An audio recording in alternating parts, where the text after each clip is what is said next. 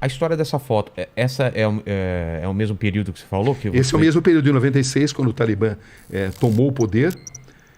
Entendeu? E aí como que é? E, inclusive essas fotos aqui foram usadas agora, e eles têm muito orgulho dessa época, que foi quando eles tomaram o poder pela primeira vez. O Talibã foi formado em 94, 2 anos depois eles tomaram o poder. Então, essa data, esse tempo da primeira ascensão deles, é um momento assim épico para eles. Eles têm muito orgulho disso. Quando você mostrava agora essas fotos serviam para abrir portas e serviram para consertar situações de muita tensão. Porque agora o Talibã voltou ao poder 20 anos depois. A gente acabou de fazer uma série chamada Missão Cabul, que é uma série que cotada para ganhar prêmios e tal. Foi nessa ida que você mostrou os caras sem orelha? Que eles cortavam a orelha ou não?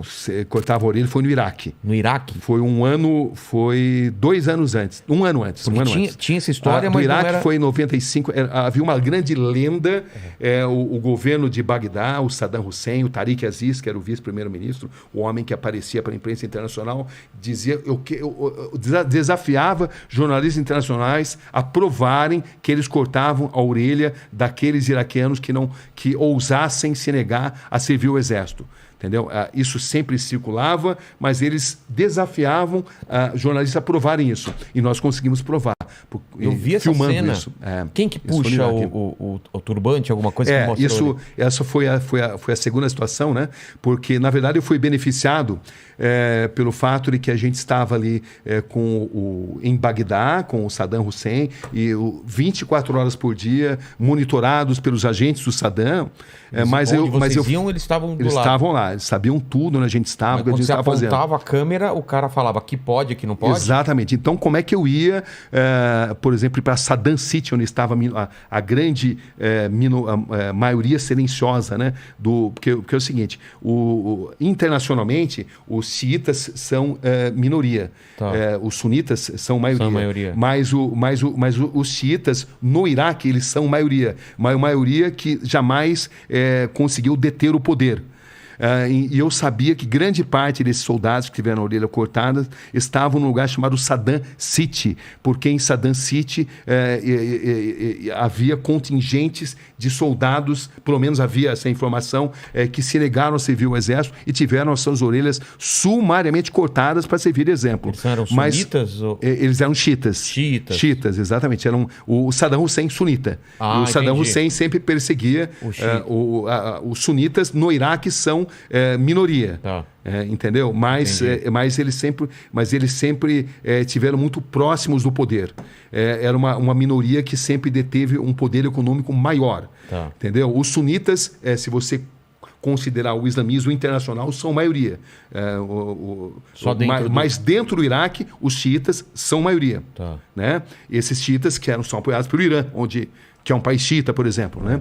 Bom, mas enfim, e a gente tinha que ir para Saddam City, onde estavam os soldados. Eu sabia que haveria uma grande chance. Mas como é que eu ia fazer para ir sendo seguido dia e noite pelos soldados do Saddam Hussein? Aí como é que eu consegui?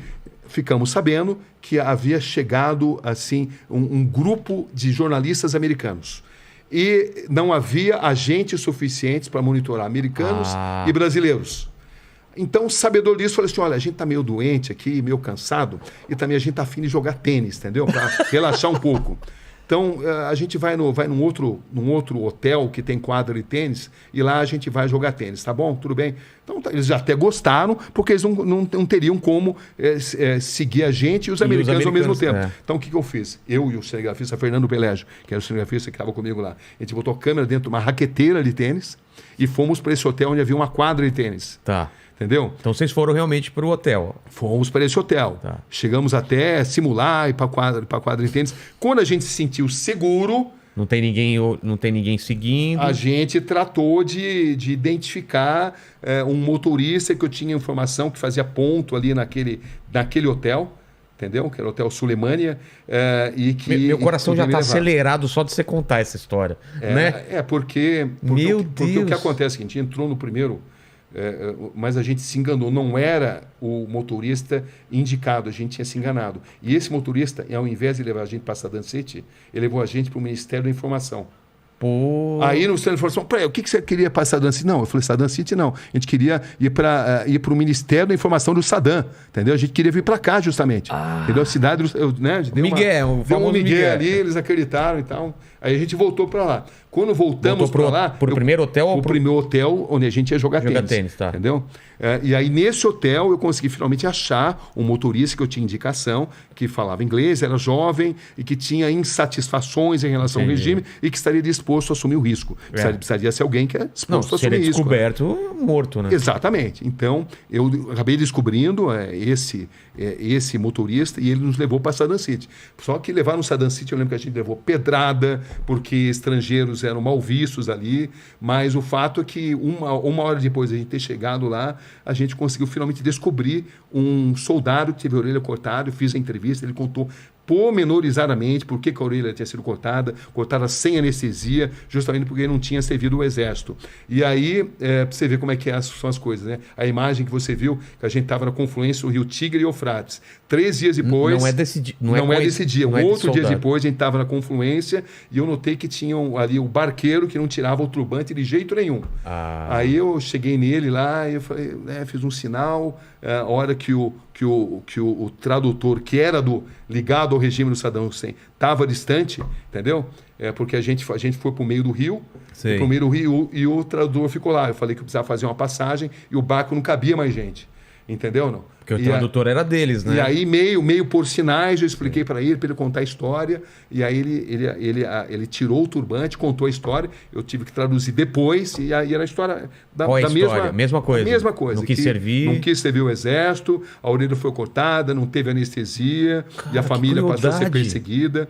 E o mais interessante é que eu lembro entrevistando o Tariq Aziz, o vice-primeiro-ministro, ele falou assim, eu desafio você a encontrar essas pessoas. Onde estão essas pessoas? Mas eu não podia falar, eu acabei de filmar. Porque se eu falasse isso, eles iriam revistar, confiscar.